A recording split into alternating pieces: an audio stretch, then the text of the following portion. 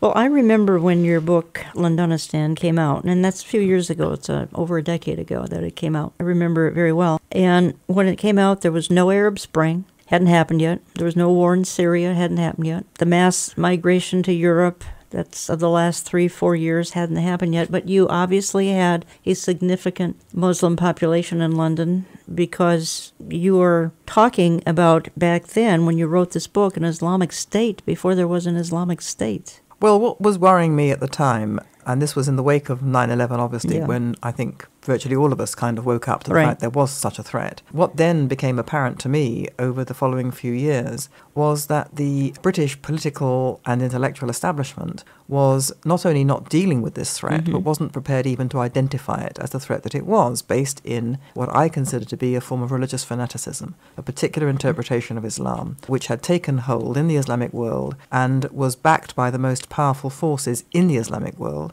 and which was setting out to Islamize the non-Islamic world and to Islamize also, or to re-Islamize, the Islamic world that wasn't considered Islamic enough. And what concerned me was the way in which Britain was making itself a haven for the most extreme voices in this Way world. back then. Way back then. Yeah, before all this immigration issue even began. I mean, the serious immigration crisis. Yes, well, Britain had an immigration of people mainly from Pakistan, Bangladesh, who were Muslim. And those people who came into Britain were fine. They were people who came for work. They came typically from poor villages Sure. in Pakistan and Bangladesh. They weren't particularly pious. They weren't particularly religious. They simply wanted a job and a peaceful life. What we didn't realize, what Britain didn't realize at the time, was that they brought with them religious institutions which had been radicalized in Pakistan and Bangladesh. They had been radicalized by the Saudi-based Wahhabi interpretation of Islam, which is the interpretation of Islam which is jihadi Islam. It's militant, it's aggressive, it believes in Islamizing the people who are not Islamic enough or not Islamic at all, and they're the people who cause us the most problems today. And they brought with them, the immigrants to Britain brought with them the institutions that had been radicalized by this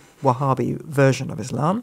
And as a result, the children who were born in Britain became more radical than their parents, because the children went to the mosques and the madrasas, which were staffed Sure. by people who were radicalized in this way, education institutions. And even though the vast majority of these children were educated in British mainstream schools, nevertheless, the influence was a radical one from the religious point of view. Wahhabism, as we know, they were the 9/11 pilots. They were the people who engineered the attack. And that's something that can't be stressed or forgotten, I believe, enough. We need to remember that. Did you find in the beginning, when you were speaking out about this, you must have felt like you were all alone in some cases? You were the only one that was warning anyone there. And we felt the same way here as we began to warn about Islam. People looked at us funny, like, it can't really be that bad. It can't all be like this. Is that what happened to you? And did the media kind of drive this at the same time to make you look like that this was, you were more fanatic than maybe you even felt you were? Very much so. I was considered to be absolutely on the extreme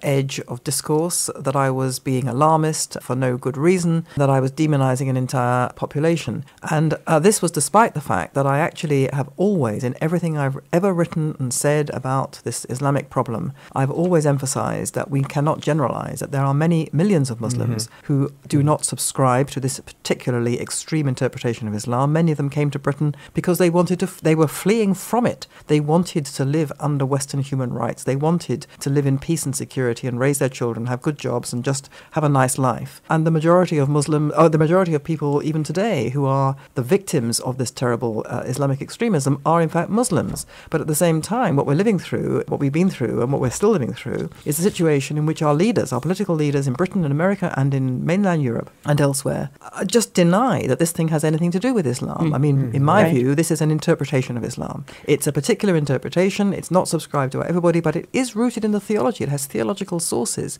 And it's ridiculous to say it's got nothing to do with Islam. And our leaders deny this. And, you know, if you can't even name properly the thing you're up against, if you can't accept and acknowledge that what you're up against is religious fanaticism, which is a different order of magnitude completely, a different type of threat from any other threat, when people believe they're motivated by the defense of God, which is what they believe they are, then if you don't understand that, you cannot possibly deal with it properly. You're listening to Understanding the Times Radio. I'm Jan Markell. I have in studio with me Melanie Phillips. I'm going to give you the rundown of what her credits are again a little bit later. Again, I got familiar with her over a decade ago, Londonistan. when that came out, about 2006. Eric Barger in studio with me. We're talking to her about, well, quite frankly, it's sort of a subtitle of the book, Londonistan. It's really a warning to America about all who care about freedom. And obviously, Melanie, Europe is going through some trials. Now, what I read in your book, what I read online, in Britain, God is pretty much dead. Now, God didn't die, but Great Britain and other parts of Europe have thrown him out. And they've replaced him with superstition, replaced him with government, replaced him with multiculturalism, replaced him with diversity. And I even read where some are, instead of God, they're turning to witchcraft, they're turning to psychic activity, they're turning to astrology. In other words, anything but God. Churches are being turned into mosques. I mean, this is a serious warning to the Western world, to our part of the world, United States and Canada. Serious warning. Well, I think you put your finger on it, and indeed I developed these precise themes in my subsequent book, which was published 4 years after Londonistan, called The World Turned Upside Down, The Global Battle Over God, Truth and Power. And what I say in that book is that two things have happened in the West which feed into each other. One is the systematic erosion of Western national identity and the Western values, which are based on the Hebrew Bible and Christianity. And they have been replaced by a whole lot of secular ideologies or isms, moral and cultural relativism, multiculturalism, and all kinds of other ideologies. These ideologies, if you drill them down, they all have a common core, which is the despising of and the desire to undermine and overturn the core values of Western society, which are based on the Hebrew Bible and on Christianity. And these ideologies brook no dissent because they drive all before it, because they are ideologies where the power of the idea drives all before it. It cannot be gainsaid. It cannot be challenged.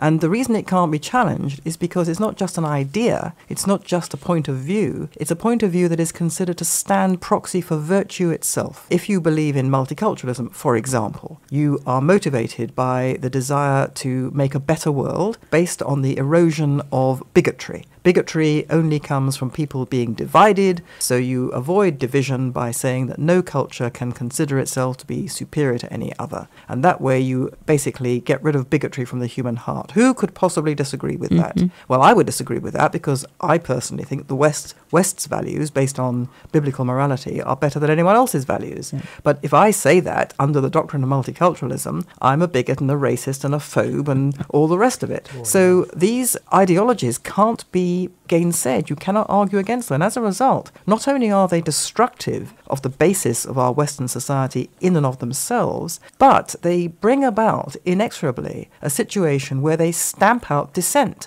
They are innately totalitarian. They cannot brook any dissent. So if people dissent from these ideologies, they can't be permitted to have an alternative point of view. They have to be basically run out of the public square altogether. So in order to do that, anybody who stands up against moral relativism or multiculturalism or whatever it is, they have labels put round their neck. Phobe, bigot, xenophobe, racist, white supremacist, fascist, Nazi, all of those labels. Those labels act as a kind of warning to everybody else. Don't go there. Don't listen to this person because this person is a really bad person, and if, heaven forbid, this person's view should ever gain traction, then the world will become a terrible place.